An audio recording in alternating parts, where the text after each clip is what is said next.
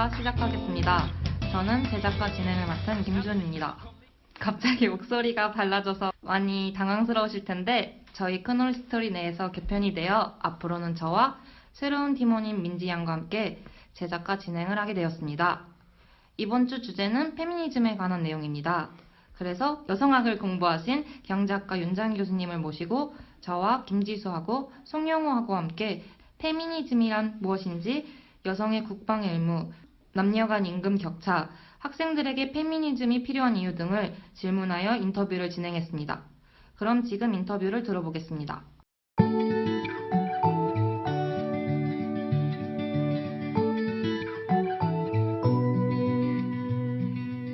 충남대학교 경제학과 윤자영 교수님과의 인터뷰. 학교 사과대 안에 지옥에서 온 페미니스트라고 하는 단체가 있어요. 근데 이게 언제 만들어졌어요? 몇 년 전 만들어진 건데 지금 거기서 활동했던 학생들도 실제로 1, 2학번부터 1, 3학번 여학생들이 주가 돼요. 2, 3년 전부터 활동을 해왔었는데 전국구로 있는데 저희 충남대학교는 작년에 좀 이슈가 됐었거든요. 저희가 전해드렸겠지만 요거 이전에도 한 버전이 있는데 내용은 정남이가 누구야? 그 이제 남자 일반적으로 이제 남자들을 지칭하려고 쓰는 이제 단어입니다. 이제 특별한 사람이 있는 거 아니고?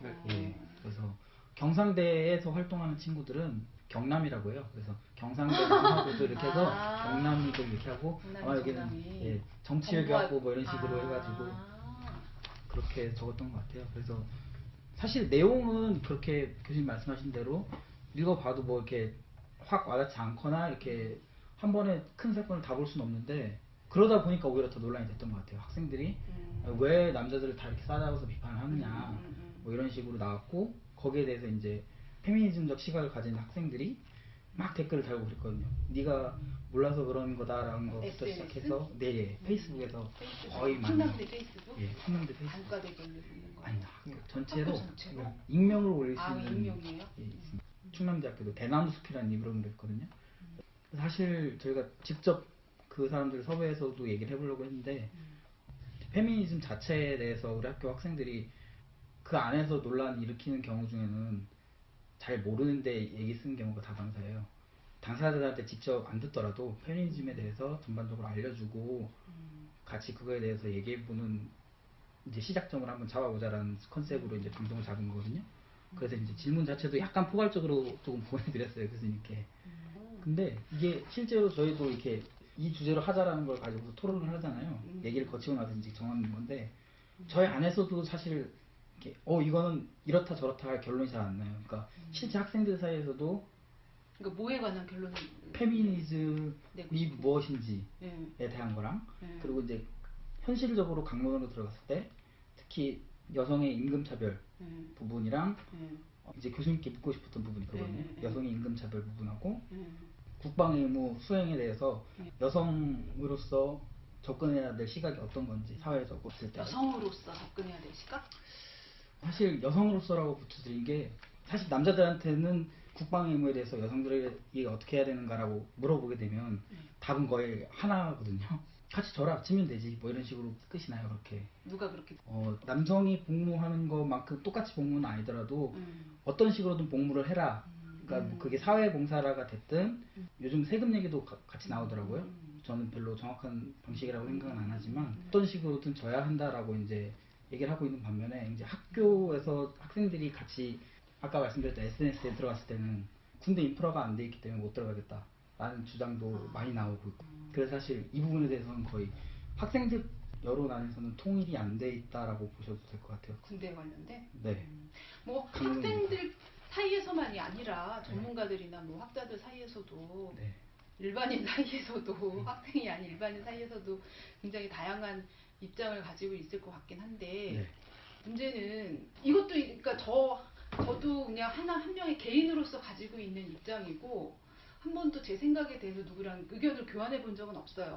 막 이렇게 열띤 토론을 통해서 해본 적은 없지만 저도 사람들이 얘기하는 거 듣고 잠정적으로 가지고 있는 생각은 적어도 군대에 그냥 뭐 두서없이 그냥 얘기를 하면 군대에 대해서는 저도 문제는 거기서부터 출발이 되지 않았나? 군가산점제? 네, 그랬던 것 같아요. 이슈가 된 거는 그렇죠. 거기서부터 출발했잖아요. 군대를 갔다 온 것에 대해서 보상을 하죠. 가산을 점을 주는데 보상을 하는 방식이 채용이나 혹은 임금이나 주로 이제 노동시장 관련이지. 노동시장에 진입하거나 진입한 이후에 보상을 받는 과정에서 군대를 갔다 온 사람은 남자들밖에 없는 자격이 부여받은 사람은 남자기 때문에 그들만 네. 갔다 왔는데 갔다 왔다는 이유로 네. 막 이렇게 공무원 시험 이런 거는 막 1점 뭐 포인트 몇 점이 굉장히 중요하다면서요. 결정적인 차이를 많이 만든다고 하더라고요. 그렇죠.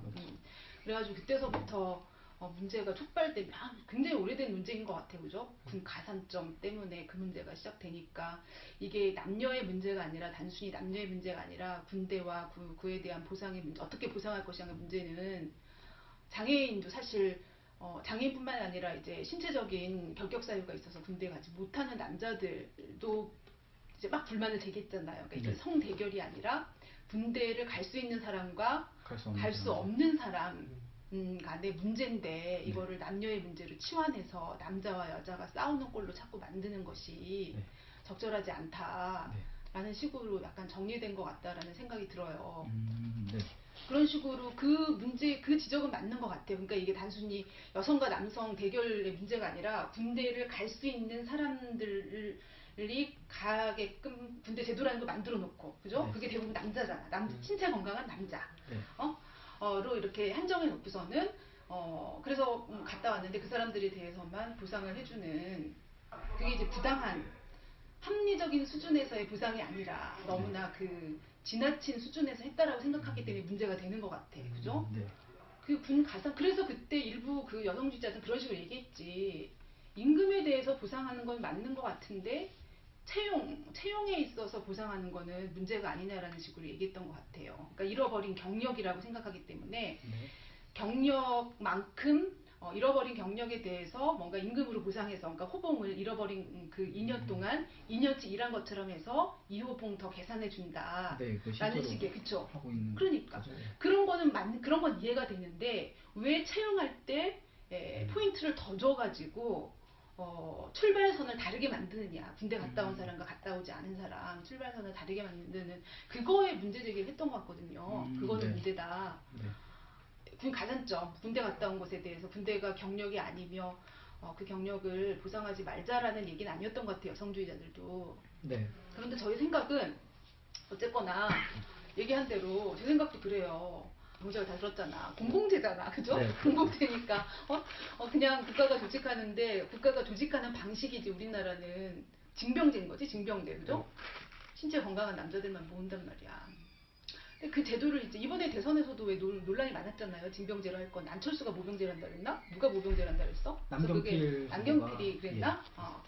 어떤 사람들은 또 모병제를 찬성하기도 하는 것 같아요. 네. 근데 이제 징병제냐 모병제냐를 떠나서 저는 이제 징병제를 해야 된다는 생각을 한다라는 전제로, 왜냐하면 모병제를 하면 또 계층 간 갈등이 있을 수밖에 없어지는 것 같아요. 네, 결국 돈 없는 사람, 미국이 딱 그렇거든. 돈 없는 사람들이 결국 군대 보상을 많이 해주면 되는 거 아니냐라고 하지만 정당한 보상만 해주면 된다라는 식으로 하는 건 저는 좀 아닌 것 같거든요. 어차피 노동시장의 다른 교육의 기회라든가 노동시장에서의 좀 더 고소도 전문직을 갈 수 있는 기회가 제약당한 사람들이 결국은 군대에 들어가 선택하게 되는 경우가 좀 많을 것 같거든. 네. 그래서 일단 징병제를 더 선호한다라는 전제하에 그렇다면 모두 동일한 수준에서 의무를 이행하도록 하는 게 맞지 않을까. 신체적인 조건을 고려한 다양한 직무를 개발할 수 있잖아. 그건 사실 노동시장에서도 마찬가지거든요.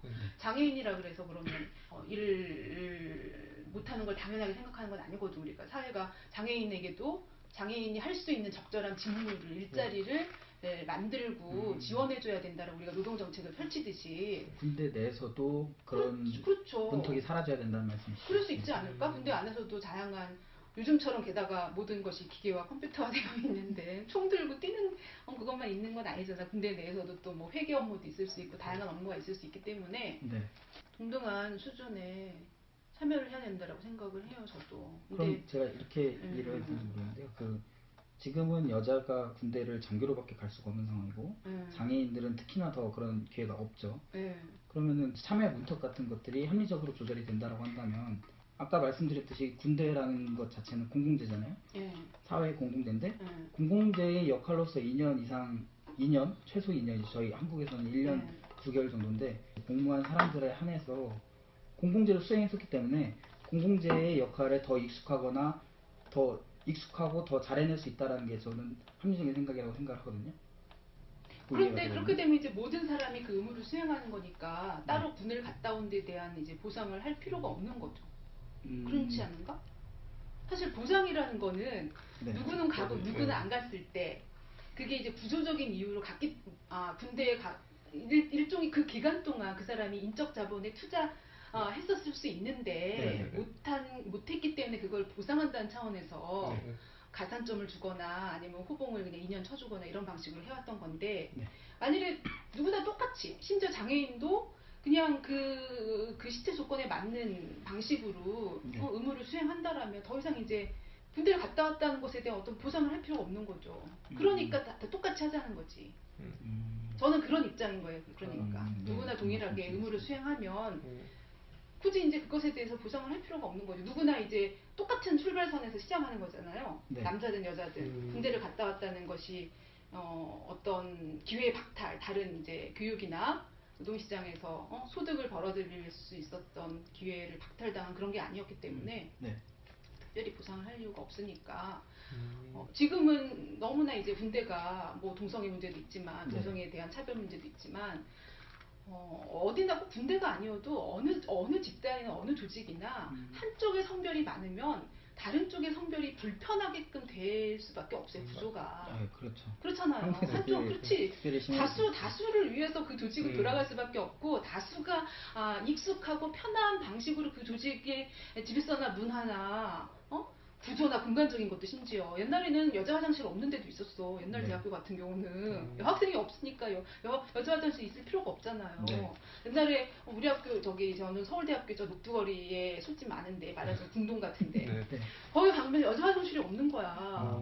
여자 화장실이 따로 없어. 있어도 한 군데 들어가면 이렇게 남자들 밖에 서 있고 이렇게 하나 있으면 불편하잖아요. 그럼 이제 좀 분리된 그 정말 여기서 술 먹어도 저 어디 내가 아는 독립된 분리된 여자 화장실이 여기까지 찾아서 가는 거야. 산 넘고 물 건너서 안전한 곳으로 가려고 그랬던 시절도 있었단 말이죠. 옛날에는 그만큼 여자들이 별로 대학교 다니는 경우도 별로 없었기 때문에 한쪽 성이 지배적인 공간, 그건 마찬가지일 거예요. 여자가 또 다수인 곳은 남자들이 생활하기 불편하다는 말이죠. 그런 이유로 군대라는 조직도 애초에 군대가 근본적으로 본질적으로 어떤 군사, 전쟁 이렇기 때문에 어떤 남성성과 좀 더 가까워서 그렇게 경직되고 막 위계적이고 각이 잡혀 있어야 되고 이런 식으로 조직됐다라기보다는 저는 한쪽 성에 집중적으로 되어 있는 구조가 더 그렇게 만들지 않았을까. 여성들이 더 많이 들어가기 시작하면 당연히 변화가 있어야 될 거고 양쪽 성을 수용하는 방식으로 이제 어떤 새로운 질서가 쉽지는 않죠. 조직 문화를 바꾼다는 거는 쉽지가 않기 때문에 그렇게 한쪽 성이 지배적인 곳에서는 다른 성을 받아들이려고 하지를 않는 거예요. 그러니까 이렇게 계속 성별로 분리된 여러 생활 영역에서 성별로 분리되는 방식이 나타나는 게 그런 거죠. 시작점이 그렇게 왜곡되어 있으니까. 그렇죠. 당연한 거잖아. 아무래도 남자들이 많이 모여있으면 여자 하나 들어오면 불편하거든.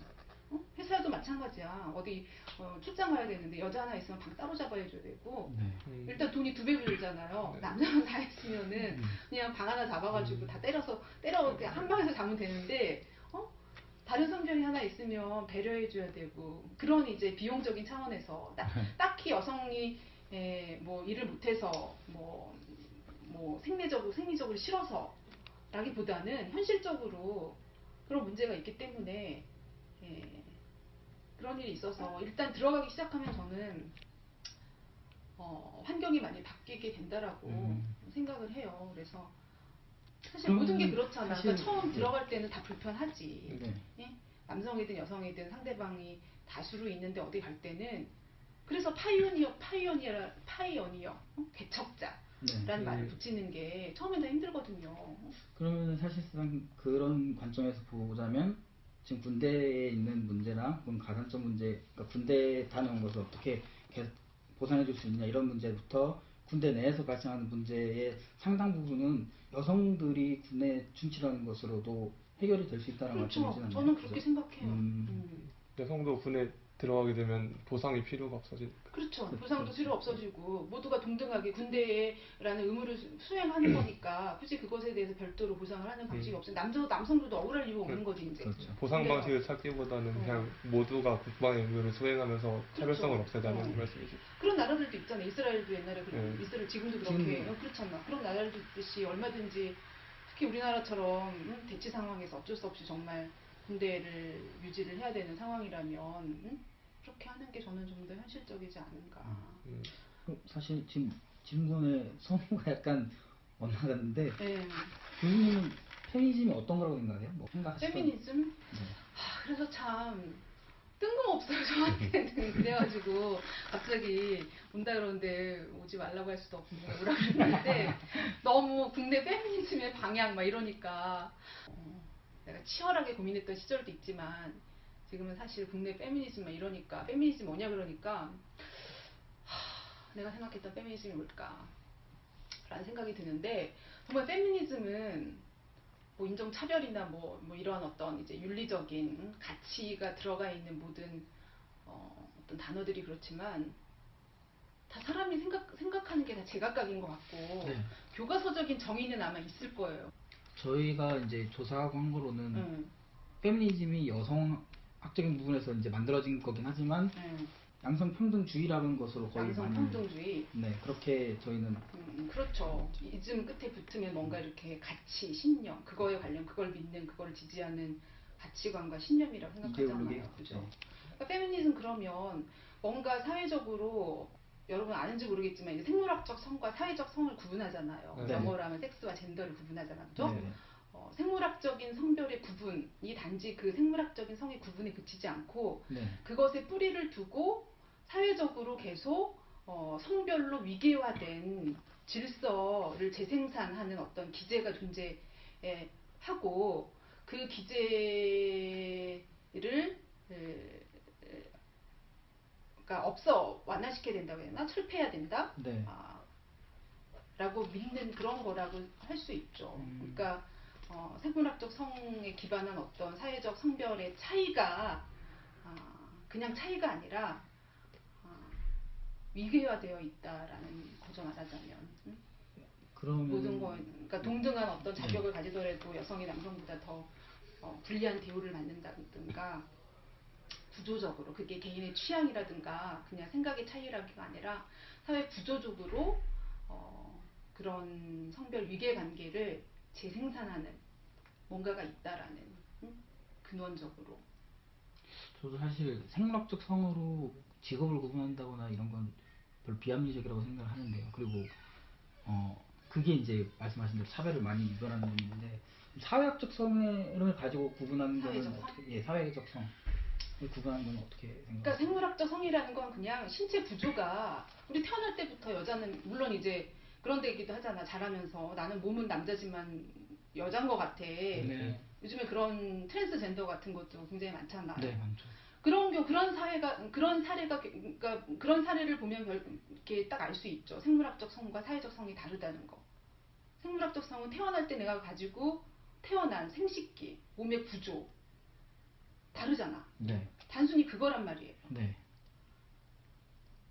그건데 사회적 성이라는 건 뭐냐면 그 생물학적인 그 몸의 차이를 넘어서서 생물학적 그 차이에 뭔가 가치를 부여한 다른 역할, 말하자면 그 몸이 다르기 때문에 다른 역할, 사회적으로 네. 다른 역할을 수행해야 된다라고 믿는 네. 그런 이데올로기가 존재한다는 거죠. 이데올로기적 네. 차원에서 작동하는 것을 사회적 성이라고 그래요. 네네. 그러니까 내가 남자여도 내가 몸이 여자여도 사실 사회적 성은 남자라고 생각할 수 있는 거지. 충분히 아까 그 사례처럼. 응? 몸은 남자로 태어났지만 내가 여자 뭔가 이렇게 이 사회가 부여하는 그러니까 이 사회적 성이라고 할 때는 또 사회마다 다르지 역사적으로 다르고 네. 시대마다 다르고 공간적으로 다를 수 있어요. 어떤 사회가 여성이라고 할 때 뭐를 생각하느냐는 네. 사회마다 다를 수 있고 조선시대와 지금이 다르잖아. 네. 네. 그렇죠. 옛날에 남성과 여성은 조선시대에는 어땠어요? 위아래 상하관계. 상하관계 굉장히 엄격했잖아요. 네. 그리고 남자만은 어떤 공적인 영역에서 자수하고 공적인 건 거의 남성이죠. 그렇죠. 여성은 남녀 7세 뭐 부동서 막 그러면서 막 공간적으로도 제약되고 막 쓰고 다녀야 되고 네. 옛날에는 그랬단 말이야. 근데 지금의 사회적 성별에 의한 남성 여성은 옛날과 또 다르잖아요. 네. 지금은 오히려 남성과 여성은 동등하게 경제적 활동을 해야 되는 걸로 또 믿어. 네, 그렇죠. 하지만 여전히 여성이기 때문에 뭔가 여전히 아이를 낳고 그러한 생물학적 성에서 비롯되는 역할을 여전히 부여받고 있잖아요. 네. 그런 역할이 뭔가 남성과는 다른 방식으로 똑같은 경제적 활동을 한다 하더라도 네. 다른 방식으로 역할을 부여받고 있는 거지. 네. 사실 교수님이 방금 말씀하신 대로 생물학적 성에 대한 구분도 한국에서 여전히 강한 부분이 있는 것 같아요. 왜냐면 사실 그러니까 아직도 그런 부분 많잖아요. 몸순일 남자 아니면 좀 더 이제 계산하고 뭐 약간 인지적인 것에는 여성을 더 많이 쓰려고 하는 경향이 있는 것 같아요. 제가 자료도 찾아보니까 실제로 한국에서 여성이 차지하는 비율 중에 전문직 비율 중에 공학 계열이나 혹은 기술 계열은 굉장히 현저히 적은 편이고요. 격리나 혹은 보육, 돌보미 서비스, 사회 서비스에 관련된 거는 월등히 높은 편이더라고요. 그리고 남자는 그 거의 반대였는데 최근에 이제 드러난 추세로는 여자들도 전문직 직종에서 남자들의 영역에 들어가는 경우가 있고, 그리고 남자들은 이제 집중도가 좀 떨어져가는 한 곳에만 이제 분포하지 않는 이제 좀 더 다양해져가는 느낌이 있는데, 제가 이제 보면서 이제 임금 격차가 남녀 간에 존재를 하잖아요. 실제로 제가 찾아보니까 직종 간에도 차별이 있고 여자만 하는 직종이 있고 남자만 하는 직종이 있는 거죠. 그리고 그 직종 안에서도 임금 차별이 좀 존재하고, 여자가 사회 진출이 확대되고 전문가가 늘어나면서 여성 안에서도 고소득하고 이제 저소득 일자리하고의 차이가 벌어지고 있다라고 저는 보고서에서 봤거든요. 그래서 임금 격차에 대해서는 어떻게 문제가 해결되는 방향이라는 게 있는지. 우리 용어가 오늘 배웠으니까 해석해 줄 수 있을 거야. 어떻게 보면 우리 오늘 임금 차별, 임금 격차에 대해서 프린트가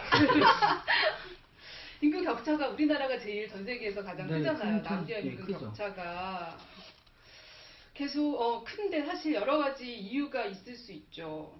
일단은 여성민들이 노동시장에 많이 들어가고는 있지만 방금 얘기한 그런 여성들이 많이 몰려있는 직종에 많이 들어간단 말이죠. 네.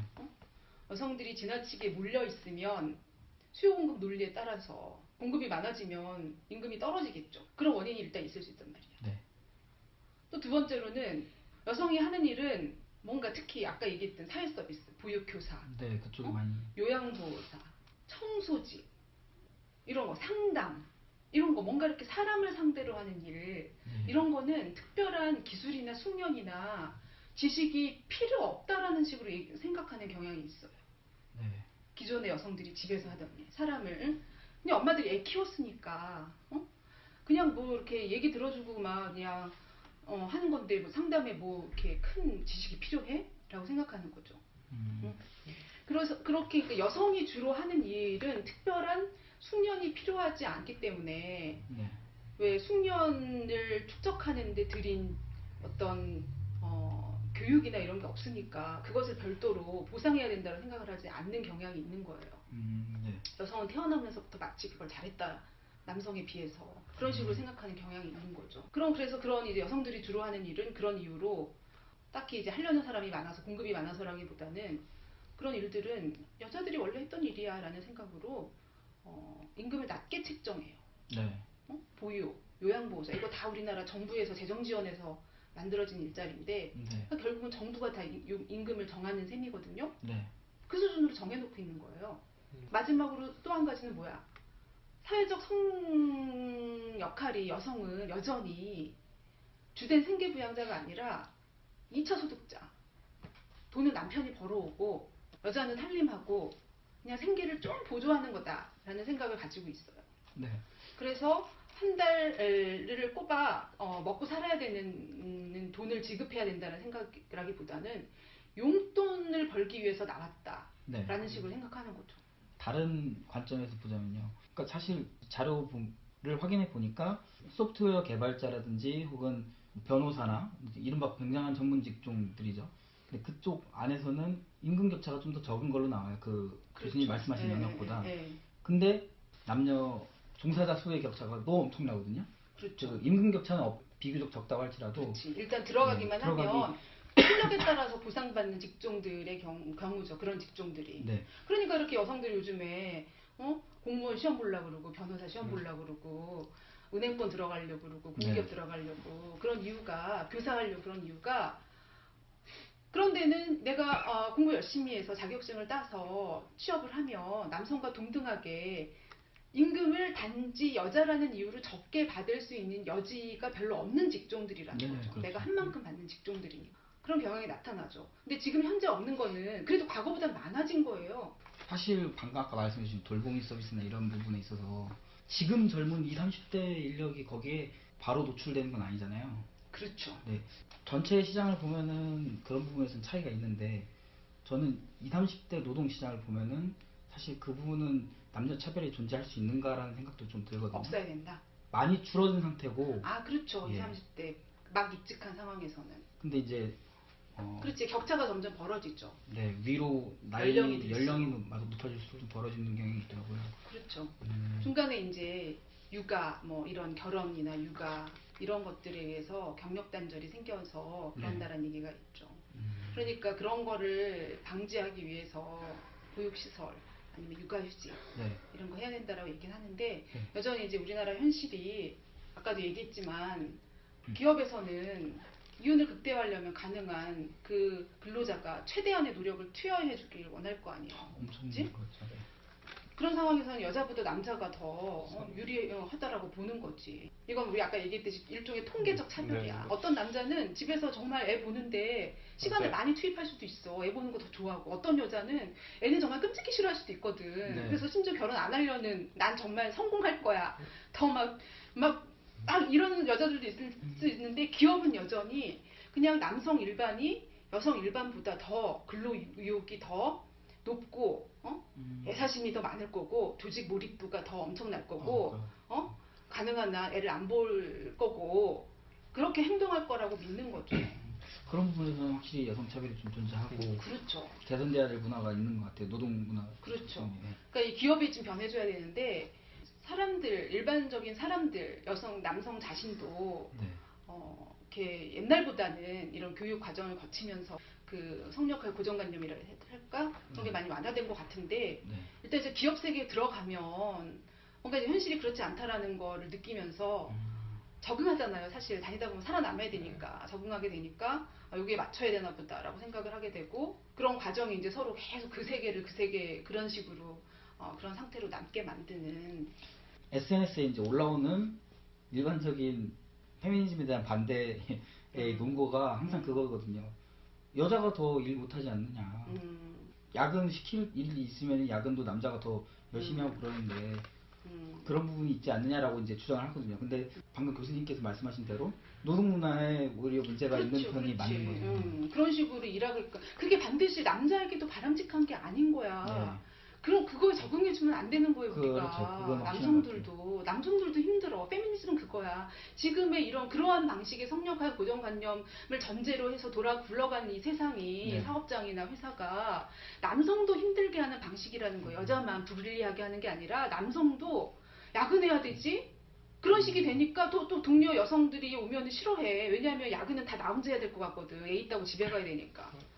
그러니까 서로 싫어하게 만드는 그것은 결국은 회사고 자본이고 이 남성과 여성 바깥에 있는 어떤 건데 공공의 적은 바깥에 있는데 네. 그걸 보지 못하고 자기들끼리 서로 너 때문이야 나 때문이야 싸우는 구조라는 거예요. 응? 네가 간다 그러니까 내가 이래야 되지 않느냐 그래서 나 너 싫어 이런 식으로 되는 거죠. 네네. 바꿔야 될 거는 야근을 왜 시켜 도대체. 그게 그게 문제인 거죠. 야근을 맨날 그렇게 1년 내내 야근이 있는 사업장이면 사람을 한두 명을 더 고용을 해야 되는 거예요. 네. 응? 그렇죠. 네. 그러니까 점점 우리 젊은 사람들은 그런 걸 굉장히 중요하게 우리 노동경제 듣는 친구들을 보면은 얼핏 그런 얘기를 하는 것 같아. 그러니까 돈도 중요하지만 일생활 균형이라고 하잖아요. 그죠? 제까다 집에 갈 수 있는 그런 거를 굉장히 중요한 요소로 이렇게 하는데 사람들의 인식은 많이 바뀌고 있는데 기업은 여전히 버팅기고 있는 거죠. 어? 경제가 어려워라는 게 일종의 핑계이자 변명이자 그렇게 되는 거야. 네. 그래서 어려운데 니들이 그러면 와서 해줘야 되는 거 아니냐. 우리도 이러고 싶어서 하는 게 아니라 살아남기 위해서 하는 거다라는 식으로 계속 야근 문화를 계속 만드는 거죠. 근데 그걸 제외하고 기업의 이윤 추구 입장에서 보면 여성의 경력 단절이 어떻게 보면 생물학적 성에서 오는 그게 원인이잖아요. 이 그러니까 부분은 그래서 그치, 맞아요. 그럼 그 차이는 분명히 존재해. 그래서 우리가 그걸- 근데 문명 사회라는 거는 그러한 생물학적 성 차이를 그대로 전제하고 살아가는 게 이게 문명이 아니잖아. 우리가 인간인 이유는 네. 우리가 문명, 문화라는 걸 뭔가 이렇게 우리가 그냥 주어진 대로 생물학적 성 차이를 숙명처럼 전제를 하고 그냥 받아들이고 살기 때문에 우리가 인간이 아니라 네. 뭔가 거기서부터 체계적으로 발생할 수밖에 없는 네. 네.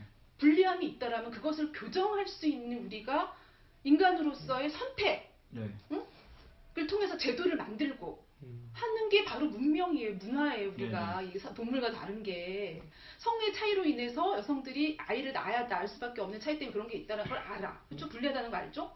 그렇기 때문에 그런 불리함을 교정하기 위해서 우리가 제도를 만들어 왔고 제도가 잘 정착되도록 하자라고 주장하는 거죠.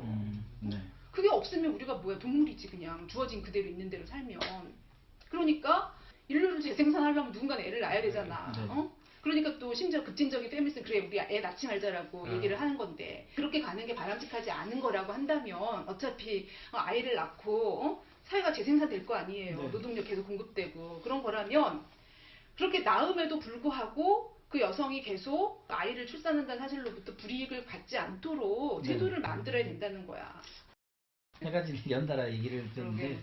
이제 마지막 간단한 네. 질문으로 학교 안에 남녀 구분할 거 없이 페미니즘을 믿고 따르는 사람도 많고 여성의 권리를 주장하는 친구들도 많아요. 아닌 사람들도 있고요. 그러니까 충남대학교 학생들한테 왜 페미니즘인지, 페미니즘이 학생들에게 왜 가치 있는 것인지 간단하게 얘기해 주실 수 있나요? 마지막 간단한 질문이라고 말씀드렸는데 제일 어려운 질문. 제일 어려운 질문이죠. 네. 아니 그러니까 사실 그냥 연구자로서 내 생각을 생각한다는 거랑 네. 선생님으로서 학생들한테 얘기하는 거는 상당히 많은 심적 부담이 되는 건 사실이에요. 왜냐면 저는 사실 스스로 페미니스트라고 동일시하는데 그렇게 불편하지 않거든. 불편하지 않아요. 그러니까 그 불편해하는 사람들이 있어요. 여자들도. 페미니즘에 대해서 알게 되고 공부하고 뭐 그런 과정에서 만난 사람들의 어떤 진정성 그런 거에 대해서 느끼는 게 다르기 때문에 일반 사람들하고 다를 수 있어서 그런지 몰라도 충분히 불편할 수 있는 사람도 있고 참 말하기 조심스러운 이유는 내가 생각하는 페미니즘이랑 네. 그다음 요즘에 뭐 이렇게 재작년부터인가 뭔가 막 이렇게 붐이 일었다면서요. 그래서 제가 더 조심스러운 거야. 내가 알던 페미니즘은 정말 구닥다리 20년 전부터 그냥 개인적으로 이제는 더 이상 뭐 페미니스트라고 뭐 자처하면서 말하고 다니는 기회도 별로 없고 네. 그런 상황인데 요즘은 뭐가 많이 다른 것 같더라고요. 좀 다른 의미에서도 약간 어떤 급진성, 감정적인 대립, 그게 많이 감정적으로 대립되는 경향으로 뭔가 최근에 그런 이슈들이 있었고 맞아요. 그런 이슈들 때문에 페미니즘이 다시 소환이 돼서 얘기하기 시작하는 것 같더라고요. 저도 참 놀랐어요. 이때만 해도 막 급진적이라고 한다면은 막 그냥 뭐 동성애, 레즈비언이즘 정도? 그때는 그냥 이론에 근거해서 막 하던 때여가지고 또 여성 혐오 뭐 이런 얘기는 있었지만 그게 그렇게 막 와닿는 얘기였던 것 같진 않거든요. 근데 요즘에는 이상하게 메갈리아? 네, 메갈리안. 메갈리아 때부터 그랬다라는 생각이 드는데 유식스럽지만 간단하게 말씀을 드리면 어떤 식으로 얘기가 되고 있는지 모르지만 어떻게든 학내에서 학생들이 젊은 사람들이 페미니즘이라는 하나의 그런 걸에 다시 관심을 갖고 얘기하기 시작했다는 건 긍정적이라고 생각해요. 안 하는 것보다 나은 것 같아. 네. 왜냐하면 사실 제가 듣기로는 대학생들이 굉장히 막 취업 경쟁에 내몰렸잖아요. 대학에 들어오면 거의 고등학생처럼 처음에는 동아리 활동 좀 하고 놀다가 2년 되면은 남자애들은 군대 가고 갔다 오면 이제 취업 준비하고 경로가 그렇게 되는 것 같더라고요. 네. 우리 학교 다닐 때보다도 어떤 그런 사회과학이나 인문사회 쪽에 교양 과목도 별로 없는 것 같고 없죠. 여성학과 쪽에서도 들어보면 옛날에는 여성학 교양 과목도 되게 많았는데 요즘엔 별로 없다고 옛날보다 많이 줄었다고 하더라고요. 충남대학교에 3개 정도 있습니다. 지금 있어요? 중복되는 거 빼면 2개입니다. 그러니까 별로 없어서 비판학문, 비판적인 어떤 자신이 놓인 현실을 비판할 수 있는 목소리를 낼 수 있는 하나의 도구. 응? 요즘 대학생들이 그런 걸 못하는 것 같은 생각이 들어서 그냥 공부만 하고 취업 준비하다가 나가게 되는 그런 상황이 많은 것 같아요. 네. 근데 자꾸 사회에 대해서 얘기하고 현실에 대해서 얘기하고 얘기를 하다 보면 뭐가 문제인지 깨닫게 되잖아요.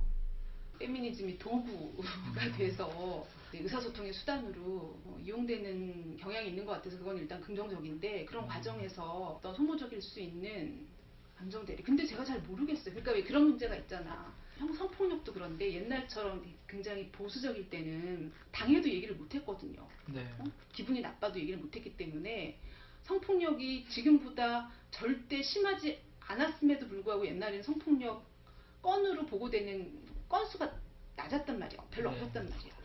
근데 지금은 요즘이 굉장히 더 오픈되잖아요. 사실 뭐 이렇게 성적인 관계가 옛날보다는 개방적이 됐기 때문에 당했다는 경험이 그 피해자를 비난하거나 그러진 않으니까 옛날보다는 더 당했다는 경험도 자유롭게 얘기하고 그래서 나 불이익을 당했다라는 경험도 얘기하고 뭐 네. 이런 상황이 됐다라고 하는데 이 대자보에서 얘기했던 오고 갔던 뭐 이런 것도 아마 제 생각에는 저 학교 다닐 때도 비슷했을 수도 있을 것 같다는 생각이 들고 지금은 오히려 이렇게 그렇죠. 근데 그치.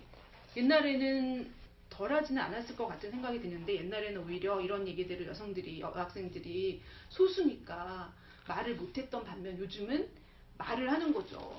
그래서 더 격렬하게 대립하는 양상으로 이게 한번 이제 불붙기 시작하니까 여자들이 일단 많잖아. 우리 경제과만에 저는 3명이었어요. 141명 중에 3명. 아이고. 지금 여초 아닌가요? 저희 물학과는 반반이 거의 넘거든요. 반이 되면서 네. 경제과 반이잖아. 20년 전만에 경제과에 141명 중에 정세현이랑 나랑 다른 하나 이렇게 3명이었어요. 아는 이름이 막 나오고 아는 사람이 우리 국어학부 농계거든요.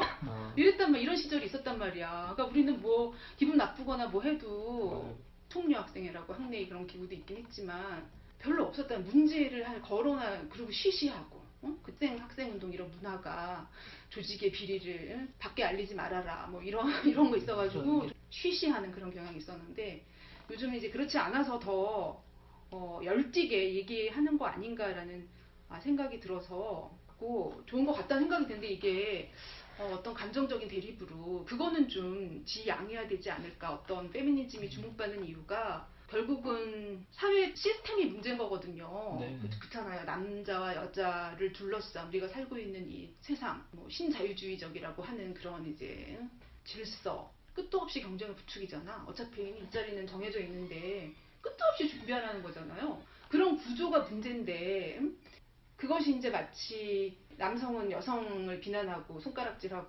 여성도 남자 쟤네들이 안 변해줘서 이런 식으로 비난하는 방식으로 페미니즘이 이용되지는 않았으면 좋겠다는 게 이제 바람. 그러니까 밖을 보는 방식, 서로가 싸우는 게 아니라 페미니즘이 그런 거거든요, 사실. 너 때문에 내가 이렇게 억압을 당하고 있어가 아니라 어떤 그런 식의 구조를 계속 재생산하는 제도, 체제, 뿌리가 뭔지를 파악해서 그거를 바꾸자. 공동의 노력을 통해서 네. 같이 잘 사는 세상을 만들자는 것이 페미니즘인데 그 안에서 그 적은 밖에 있는데 우리끼리 계속 싸우게 만드는 거는 바람직하지 않죠. 그런 의미에서 저는 여성 혐오, 남성 혐오 막 이렇게 이게 이제 여성 혐오를 둘러싸고 이론도 많고 분석된 것도 많고 막 그래요. 그런 것 같아. 특히 뭐 문화 연구 이런 데서 글쎄 꼭 혐오라는 말을 붙여서 그런 현상을 진단하고 분석하고 평가하고 그럴 필요가 있을까. 이렇게 생각하면 이제 내가 너무 어떤 여성주의자들은 나보고 너무 아니하다 그렇게 생각할 수도 있는데 그죠? 그렇게 생각할 수도 있을 거야. 현실은 안정된 일자리에서 있는 교수니까 너 그런 소리 하는 거 할지도 몰라라고 그렇게 생각할지도 몰라. 그렇잖아. 연구실에 앉혀서 편하게 사니까 당해본 적이 없어서 그런가 보다라고 생각할지 모르지만 어느 자리에 있나 암암리에 다 차별을 경험하고 살고 있는 게 우리 여성들이거든요. 감정적으로 대립하는 거는 별로 도움이 되지 않는 것 같아요. 비슷한 구조가 아닌가라는 생각이 드는데 유럽은 이민자들이 있기 때문에 사회의 부조리나 불합리에 대한 어떤 억울함, 불만 이런 걸 이민자한테 다 표출하잖아요. 네, 어? 요즘 그렇잖아. 많아지고. 근데 우리는 이민자가 이렇게 가시적이지 않단 말이야. 공간적으로 분리되어 있기 때문에 우리가 평소에 인터랙션을 하지 않기 때문에 사실 잘 몰라. 그러니까 뭔가 이렇게 불만스러우니까 가장 두드러진 계층이나 계급은 눈에 안 보이잖아요. 네. 통장을 여기다 붙이고 다니는 거 아니잖아. 그렇죠. 땅 문서를 붙이고 다니는 거 아니니까. 보이는 거는 딱 남자, 여자 딱 그러니까 쉽게 블레임할 수 있는 거란 말이지, 성별로. 그런 식으로 좀 나타나는 거 아닌가. 더 그런 경향이 더 강한 것 같아요. 다른 어떤 나라보다. 우리나라에서 이렇게 모두가 어렵게 사는 현실에서 여성 혐오라는 현상으로 뭔가를 자꾸 일원하려고 그러고 네. 짚어내려고 하고 진단하려고 하고 그거에 대한 이제 반발이 나오고 하는 방식으로 가는 게 네. 그런 이제 특수성도 있겠다라는 생각이 들어요. 공부를 뭐 하면 좋죠. 공부도 좀 하고 그런데 감정적으로 가끔 이거는 그냥 정말 오프 더 레코드야. 뭔지 알지? 네. 절대로 가끔 보면은 메갈리아도 그렇고 누군가 나한테 물어보더라고. 메갈리아가 진짜 페미니스트들이냐고. 나도 정말 궁금해. 메갈리아 처음에 네. 나왔을 때 나한테 물어보는 거예요. 그래서 내가 아는 페미니스트들은 그런 식으로 안 하는데? 라는 생각이 들어. 내가 그래도 좀 가까운 여성학 박사하는 후배한테 물어봤더니 굉장히 다양한 집단이 그 안에 있었다 그러더라고요. 네. 그러니까 처음에는 그런 식으로 정말 시작할 때는. 여성주의 페미니스트, 제가 생각하는 진정한 페미니스트라고 생각하는 그런 식의 운동성을 가진 사람들도 있었는데 정말로 그냥 막 일베처럼 막 그런 식으로 행동하는 사람들도 막 들어오고 굉장히 집단이 이질적으로만 있다가 나중에 막 갈렸다고 하더라고요. 지금은 뭐 어떻게 됐는지 모르겠지만 아무튼 그런 좀 하나의 색깔이 아니었다. 여론에서는 이제 뭐 페미니스트 비난하는 사람들은 특정 집단, 과격한 행동을 딱 페미니스트의 그치, 페미니스트, 표상으로 그렇지 이해를 그런 하는데. 식으로 하는 경향이 있어서 오히려 페미니즘이 약간 좀 왜곡되고 있는 측면도 없지 않아 있는 네. 것 같은.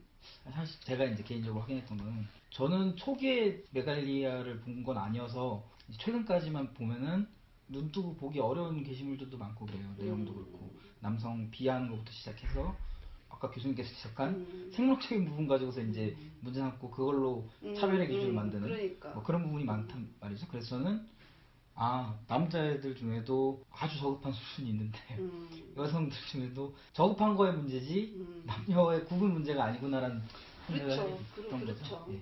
그래서 페미니즘이든 뭐든 이런 이제 대안적인 어떤 정치 사상들은 저는 기본적으로 인간 존중 사상을 기본적으로 깔려 있다라고 생각하거든요. 네. 근데 그거를 이제 개인적으로 소화하는 방식이 그렇게 다른 사람이 보기에 저건 기본적인 인성이 안 갖춰져 있다라고 판단할 수도 있을 수 있는데 그거는 정말로 성찰해야 될 문제라고 생각하거든요. 그 개인한테도 바람직하지 않고 네.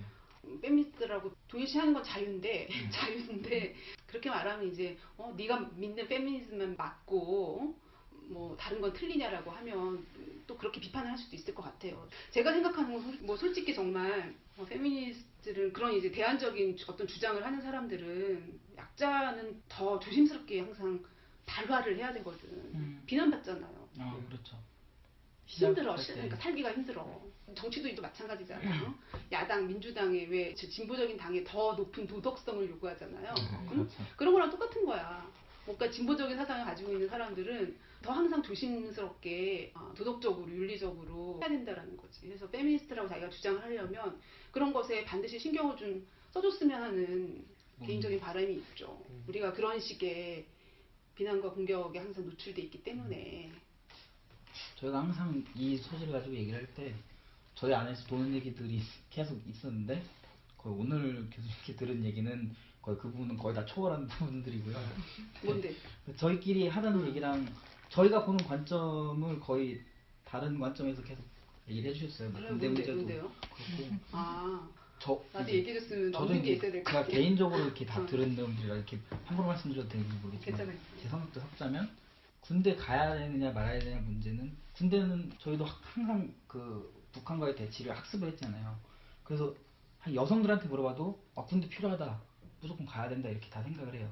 근데 그렇다고 여성도 가야 되느냐 헌법재판소에서 판결 난 걸로 보면 신체적으로 남자보다 우월하지 않기 때문에 그 대상이 될 수 없다 이렇게 판결이 났단 말이죠. 그것 때문에 사실 가산점 문제도 안 된 거잖아요. 그래서 그걸 근거로 우리는 군대 안 가도 돼라고 외치는 사람들도 있고요. 그렇지. 그리고 그럼에도 불구하고 너네는 다른 방식으로라도 군복무를 해야 돼 하는 게 이제 지금 저희 세대에서는 정말 많이 얘기를 하죠. 뭐 이런 이유가 있기 때문에 뭐 이렇게 바뀌어야 돼 뭐 이런 식으로 하는 게 제일 많고요. 그리고 아까 임금 격차 문제는 가장 중요한 건 그건 것 같아요. 노동 시장이 왜곡돼 있다라고 보는 관점은 거의 없습니다. 저희 20대 안에서는 야근까지 남자들이 하니까 더 받는 거야 라고 얘기하는 게 더 중요하지 야근을 왜 해? 이 질문에 대해서는 잘 안 하거든요. 그런 부분은 없는 상태죠. 그리고 아까 약간 이론적인 페미니즘 이렇게 말씀하셨잖아요. 요즘 저희한테는 훨씬 생활에 가까워요. 그래서 뭐 여성의 가치가 뭐 또 이런 얘기보다도 택시 탔을 때 남자가 택시 탔을 때랑 여자가 택시 탔을 때랑 다르다. 이건 엄청난 문제다. 기사가? 예, 기사가 하는 게 다르다. 이게 훨씬 더 이슈적이고 저희한테 확 와닿고 그래요. 그러다 보니까 그 임금 격차 문제도 그렇게 나오는 게 저희 학생들하고는 굉장히 가까운 사례거든요. 그러다 보니까 그러는 것 같아요. 그리고 뭐 학문적으로 접근을 안 하거든요. 그러다 보니까 감정적으로 흐르는 경향이 있는 거죠. 그럴 수 있을 것 같아요. 가장 큰 키워드가 그래서 피해의식이거든요. 왜 근데 여자들은 피해의식 가느냐. 우리도 제가 이제 저는 여성학을 공부했어요 석사 때. 그러니까 이제 이런 얘기를 했지만 본격적으로 나는 이제 공부를 했다라는 의미에서 이론적으로 했고 그 전에 우리도 실생활에서 느끼는 그런 게 굉장히 많았죠. 근데 좀 더 뭔가 그렇게 가부장제와 관련됐던 것 같아요. 일상적으로 내가 손익계산에서 불리함을 당하는 그런 거를 딸로서 겪는 억울함. 옛날에는 더 심했잖아. 그렇죠. 옛날에는 정말 가부장제 사회였기 때문에 집에서 네. 체계적으로 아들에 비해서 불리한 대우를 받는 경우가 굉장히 많았거든요. 대학도 못 가고 그런 경우가 많았단 말이야. 근데 지금은 그런 거 아니니까. 경미? 지금은 아니란 말이야. 지금은 그러니까 지금은 아닌 아니 다 것 같아요. 딸 하나 무남동료 외딸 뭔가 전폭적인 지원을 받는 사람이 많아졌단 말이야. 그런 상황이기 때문에 오히려 더 그런 이제 불리함에 대해서 더 반발을 하게 된 것 같아요. 옛날에는 워낙이 차별당하는 게 익숙했는데 이제는 여성들도 집에서 나도 똑같은 자식이었단 말이지. 네. 그런데 똑같은 줄 알았는데 여전히 세상은 별로 달라진 게 없는 거죠. 택시 기사도 날 무시해. 회사 갔더니 돈도 똑같이 안 줘. 막 이런 식의 대우를 받으니까 더 목소리가 커지는 경향이 있는 것 같아요. 나쁜 건 아니야. 그럼에도 불구하고 제가 되게 요즘이 굉장히 좋아지고 있다고 느껴지는 게요. 남녀 차별은 밑에서부터 무너지고 있다는 게 맞는 것 같아요. 그러니까 유리천장 얘기를 하잖아요. 그 최고 높은 사람들 얘기란 말이죠. 거기는 지금 안 깨져 있다는 게 확실한 것 같아요. 충남대학교만 봐도 학생회장 나갈 때 거의 남자 회장, 여자 부회장 이런 식으로 컨셉을 맞춰요. 이런 부분에서는 아직 안 맞췄거든요. 그럼 왜 그래요? 진짜? 그건 이제 그냥 이제 그림이 그런 거죠. 남자 회장, 여자 부회장 그렇게 그 그림이 맞다라고 보고 있는 거죠, 그냥. 근데 강론으로 더 나눠져서 들어가면요, 단과대 회장이나 혹은 경상대 동아리도 많잖아요. 거기선 전혀 그런 게 없습니다. 남자니까 회장하고 여자니까 부회장 이런 거 전혀 없고요. 하고 싶은 사람이 하고 여성이 나오면 여성한테 시킵니다. 뭐 남성 여성 가릴 거 없이 그냥 이 사람 낫다 싶으면 이 사람한테 시킵니다. 그러니까 과거보다는 많이 이제 나아졌는데 얘네들도 그런 아까 그런 말도 있었던 것 같은데 그러니까 여전히 남아있는 항상 이제 뭔가 문제 제기를 하는 사람들은 옛날과 달라진 것보다는 그래도 우리가 앞으로 바꿔야 될 것을 더 문제 삼는 경향이 있잖아요. 그러니까 왜 그럼 여전히 밑에 자질 예를 들어 그런 거 정치 영역에서도 기초 의원들은 여자가 많아. 근데 국회의원들, 대통령 여자가 하면 이상하다고 생각하잖아요. 그런 거랑 똑같다라고 보는 거예요. 학생회 단과대학도 크니까 뭔가 여기는 그렇게 하는 것이 그림이 맞다라는 식으로 지금 얘기하잖아요. 그림이 맞다라는 게 도대체 무슨 언어야? 아주 그냥 편견이에요. 그러니까 이렇게 얘기하잖아. 그러니까 그런 문제 제기를 하는 거지. 그것도 바꾸자라고 얘기를 하는 것 같아요. 그 벽이 아직 균열만 가는 상태고 깨지지가 않더라고요. 그러니까 그렇다고 제가 여기 옆에 있는 좋은 친구를 너 학생회장 나가 이렇게 얘기할 수는 없잖아요. 근데 거의 도제식이에요. 지금 학생회장 같은 거 할 때도 그냥 너가 해라. 그러니까 지금 하고 있는 회장이 다음 할 사람한테 네가 해라 뭐 이런 식으로 회장을 이렇게 찍어내려거든요. 왜냐면 할 사람이 없어서. 그러니까 할 사람이 없으니까. 그러다 보니까 이게 안 깨지는 것 같다는 생각이 좀 드는데 그것도 하나 더 해서요. 그래서 근데 이제 시간이 조금 더 지나면 달라지겠죠. 더 올라가면 불과 2년새, 1년새도 바뀔 수 있는 부분인 것 같아요. 저 1학년 때만 해도 저도 이제 학년이 높아져 버려서 안 바뀔 것 같아? 여기 엄청 많이 찡그려가지고 많이 바뀌었거든요. 무쪼록 오늘 이렇게 많이 배우고 가서 너무 기쁘고요. 아 저도 뭐 네. 네, 얘기나 무슨 얘기를 내가 할 수 있을까? 충분히. 연기할까? 연락도 없고 어떻게 해야 되지 도움이 되는지 모르겠지만 좀 제가 한 뭐 몇 학기 더 있었으면 또 다른 얘기를 할 수 있었을 거예요. 제가 지난 학기에 딱 와가지고 아, 네, 그동안을 네, 네. 연구원 다니다가 이제 대학 사회를 잘 모르고 대학생들도 이제 미술상 하면서 조금씩 대학을 앞두고 있는 그런 상황이고 네. 그래서 제가 지금 지금 가입평가가 많이 안 올라 자료가 많지 않더라고요. 응? 그러니까 원래 저희 가입평가? 커뮤니티에 응. 이 교수님 수업 어때요 하면은 뭐 시험 어렵게 내고요. 아, 이런 거 그래요? 하거든요. 아, 아, 그러니까 수업은 강의한 지 없더라고요. 얼마 안 됐어요. 네, 모쪼록 저희 학생들 많이 사랑해 주시고 오늘 그렇구나. 너무 감사드립니다. 아유, 별 말씀을요. 재밌는 일 하시네요. 네, 1시간 반이나 벌써 인터뷰를 했는데. 저희가 인터뷰 도중 지옥에서 온 페미니스트가 쓴 정남이라는 단어에서 그것을 정치 외교학과 남자라고 해석을 했는데 후에 다시 찾아보니 그게 정치 외교학과가 아닌 언론정보학과임을 알려드리며 정정하겠습니다.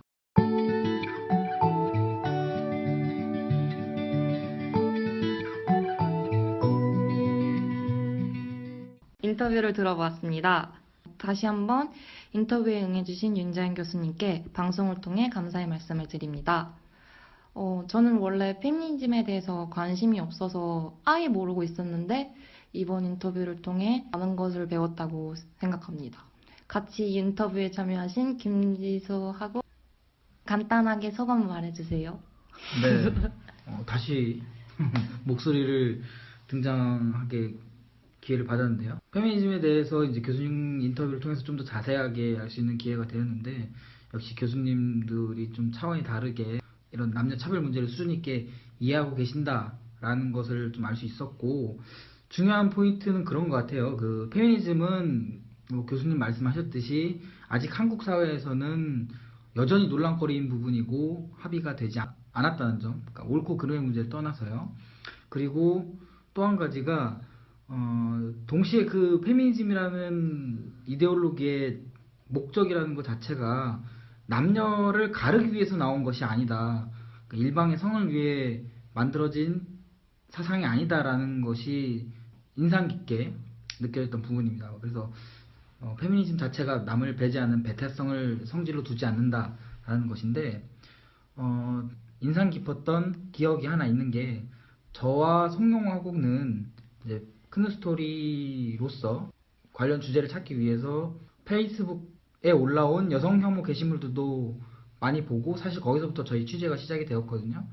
그래서 이제 몇몇 학생 페미니스트들에게도 인터뷰 신청을 한 적이 있었는데 페미니스트는 일반인과 구분하여 본다는 이유로 거절당하기도 했었습니다. 물론 이제 모든 페미니스트 학우들이 그랬던 건 아니지만 배제성이라는 것 자체가 남자가 가지든 여자가 가지든 위험할 수 있다라는 생각이 좀 들고 관심 있는 학생들이 이번 방송을 통해서 많이 배우셨으면 좋겠습니다. 감사합니다. 감사합니다.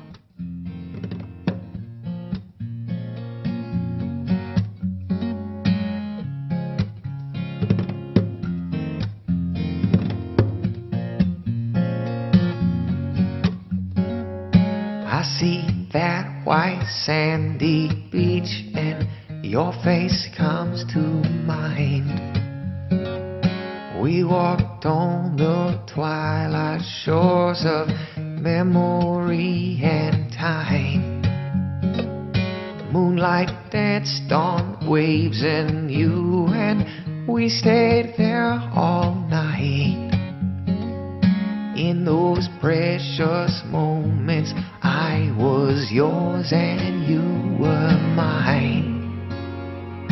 Callie, Callie, won't you make a place for me? I can't forget you, I don't want to. I can't keep my mind off of you. Callie, Callie, won't you save a space for me? I'll pack my bags, I'm headed toward you. All I got is love for you. Callie, Callie, won't you